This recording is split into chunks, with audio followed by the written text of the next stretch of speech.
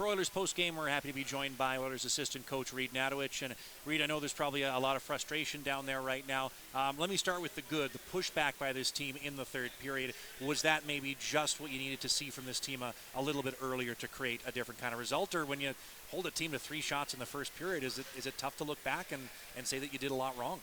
Yeah, like at the end of the day, some bad bounces in terms of the sense, of what kind of transpired tonight. Like the biggest thing with it is, we need to make sure that we were doing plays and creating scenarios that we were being positive and productive. And I think we did that in the third, and that's the biggest thing. Just heading into this playoff stuff, right? Making sure that we're managing our emotions, we're handling the adversity, and when things are negative and tough, we're making sure that we put forward that effort to compete there.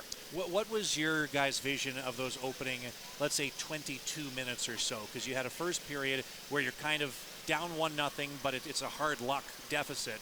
And then the second period starts with such promise, and one mistake, eventually 2 mistakes, end up being such a turning point in this game. What was your guys' view of how that happened and what the best way to respond to it was? Like that is kind of the biggest part, is we did piece together a cool game in the sense of what we were able to do, especially in that first, limiting them and playing the way we did defensively, and that is one of those ones where it's an interesting sport in the sense where anything can happen, and those are 2 plays with regards to the one off the opening draw and obviously us on the power play where a negative, and we just need to know how to kind of respond with that, be positive, and just kind of keep pushing.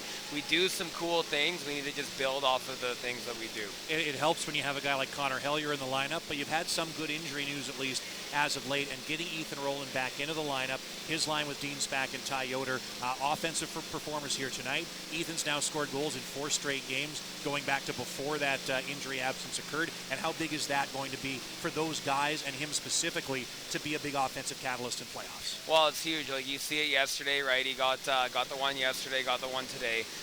He's a kid who, if you watch the game, he just pushes paces. So he's fast, he communicates well, he's quick, he can be heavy on forechecks, and that's where you see him offensively opening up because of his speed.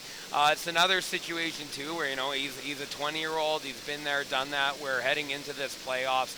He has that experience under the belt that can help with these young guys for sure. Well, and we see that connection on that final Oilers goal. Zef Kindrachuk, the veteran, escaping the pressure of 2 players to get a centering feed to Jackson Rowland, who makes that finish.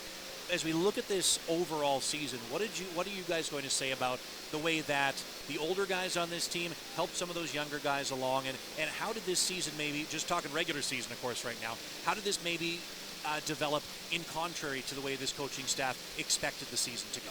Well, that's one of those things, like throughout the course of the year, obviously, like we ran into a lot of injury troubles in the sense with the amount of man games that we had played.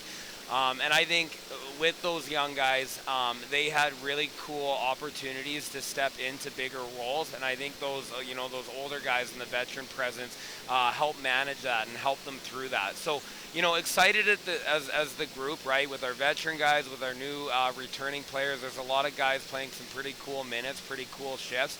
And it's all playoff time now, so fresh season kind of heading into it.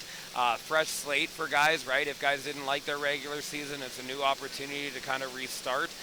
So we're looking forward to it. Final thing for you, just from the coaching staff's perspective, and I'm not just saying this because I want to sell a lot of tickets for next weekend, but how important will be good home support next weekend? I was talking in the last intermission, the Oilers set a new record for ticket sales this year. Support was really great on that last home game. How big is that going to be, and how does this team intend to come out next weekend? Well, it's a major thing being able to play at home. You get the matchups you want. You get your crowd that kind of brings you energy. We've had some unbelievable crowds this season, and you can see it in the guys' kind of spirits. When things are loud, people are into it.